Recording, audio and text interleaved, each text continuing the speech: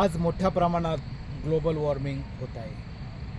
Global warming कशामुळे होते आपण जर चांगलं लक्षात घेतलं, अमाप असे गाड्या, अमाप असे कारखाने व इतर ज्या काही प्रदूषणाचे साधनं आहेत, ते साधनं मोठ्या प्रमाणात याचं उत्पादन मोठ्या प्रमाणात होत आहे. जसं की काही उत्सव असतात, उत्सवांमध्ये मोठ्या प्रमाणात फटाके फोडले जातात व फटाके फोडल्यानंतर हे संपूर्ण प्रदूषण वरती जातं आणि ओझोन नावाचा जो वायू आहे ते ओझोनला मोठ्या प्रमाणात असे छिद्र पडलेले आहेत.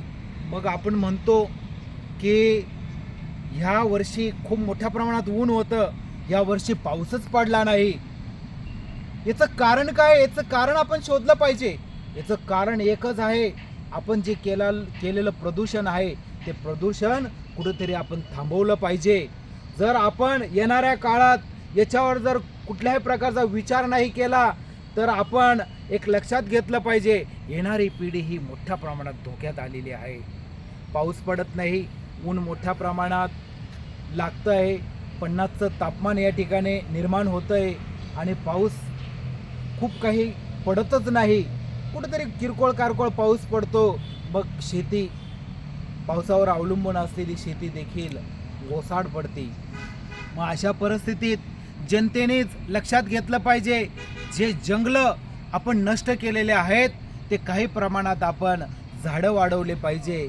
जे आज आपण पाहत आहोत, जे वन्य प्राणी आहेत, जसं की चित्ता आहे, जसं की बिबट्या आहेत, हे शहरात घुसत आहेत. खरं तर हे शहरात नाही घुसत, आपण त्यांच्या जंगलात घुसून त्यांचं जंगल नेस्तनाबूत केलेलं आहे. मग ते काय करणार? ते तर म्हणणार, अरे बाबा मी माझ्या घरी आलेलो आहे, तूच माझ्या घरी अतिक्रमण केलेलं आहे. हे अतिक्रमण आपण थांबवलं पाहिजे.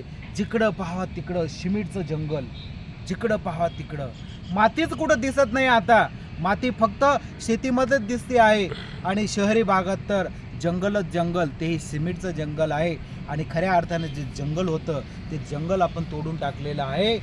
जो प्रदूषणाला आळा घालतो, प्रदूषण कंट्रोल करतो, असे मोठमोठे झाडं होते ते आपण विकासाच्या नावाने, रस्ते बनवण्याच्या नावाने संपूर्ण नेस्तनाबूत केले, घर बनवण्याच्या नावाने तोडून टाकले. मग काय होणार? हवा ही दूषित होणार.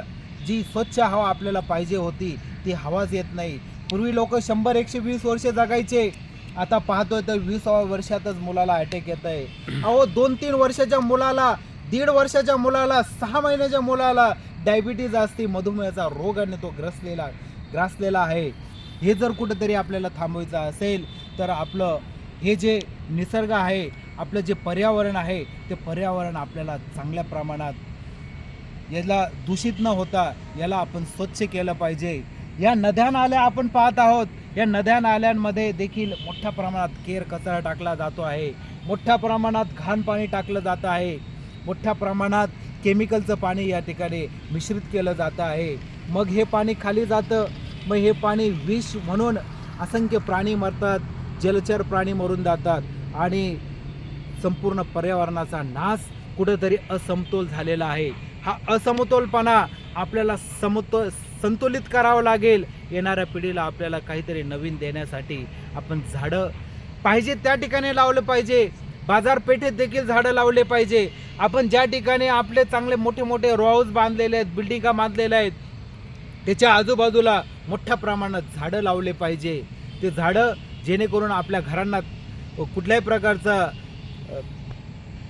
इजा पोचली जाणार नाही, अशा पद्धतीने ते झाडं खोलवर जातील, अशा पद्धतीचे झाडं आपण लावले पाहिजे आणि पर्यावरण आपण वाचवलं पाहिजे.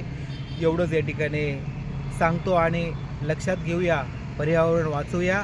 पर्यावरण वाचले तर येणाऱ्या अनेक पिढ्या वाचतील व जे वन्य प्राणी आहेत ते देखील वाचतील. अन्यथा आपल्याला पुस्तकातच आणि मोबाईलमध्येच आपल्याला चित्र पाहावं लागेल आणि नाव पाहावं लागेल की हा चित्ता होता, हा घोडा होता, हा बकरी होती, ही गाय होती, हे पाहावं लागेल. हे सर्व संपून जाईल. म्हणून हे आपल्याला थांबवावं लागेल, हे आपल्याला वाढवावं लागेल, हे आपले वन्य प्राणी वगैरे वाढवावं लागतील, पर्यावरण झाडं वगैरे आपल्याला वाढवावं लागतील, तरच कुठंतरी समतोलता येईल. धन्यवाद. मी चंद्रकांत ठाकरे.